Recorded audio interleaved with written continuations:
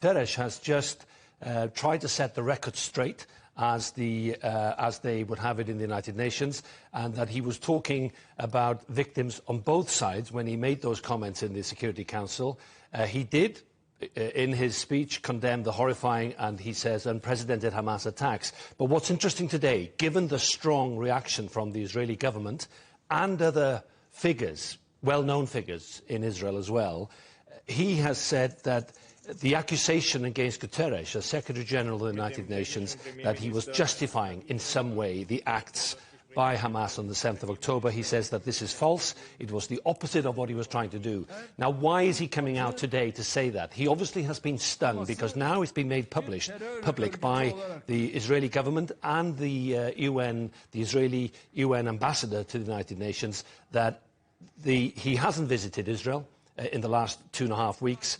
2 calls have not been taken by the Prime Minister Netanyahu in Israel, and you can see already the political wrangling that Israel now is trying to make capital out of the fact that those horrific images we are seeing every single day of the bombardment in Gaza, and how ordinary Palestinians are suffering, which is very different to what was said initially after the 7th of October, that they would try and attack Hamas and try and get rid of Hamas in the Gaza Strip. But what we are actually seeing is that hospitals, and as we just saw, the impact on civilian infrastructure.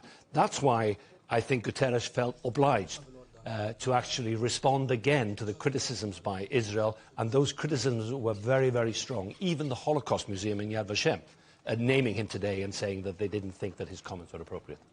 Meanwhile, this aside, diplomacy continues. Talks to help push for some sort of pause or humanitarian ceasefire in Gaza are continuing in the region.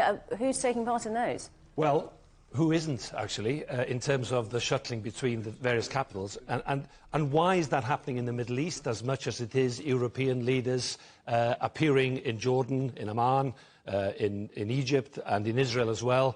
And they are talking because they're trying to establish whether the UN vote on a ceasefire or a humanitarian aid corridor is allowed to happen between Egypt into Gaza with Israeli support, whether that's allowed to happen because of this horrific death rate now in Gaza. Over 6,500 people have died, 2,700 children and counting. So that's why Emmanuel Macron went to see King Abdullah of Jordan, and quite strong comments by King Abdullah saying that if this carries on, there will be an explosion of the situation across the region, not just in Gaza and not just in parts of Israel. Also, he will be meeting the Egyptian leader, Macron. And I think because of his comments with Netanyahu yesterday, now there are other European leaders appearing in Jerusalem, showing their support to Netanyahu. Israelis, of course, they like that, they want to be seen. But the problem is whether the Qatari regime and Erdogan in Turkey, who has seen that Qatar and Turkey might be 2 of the main leaders to try and help to get the hostages free and possibly to try and alleviate what's happening in Gaza.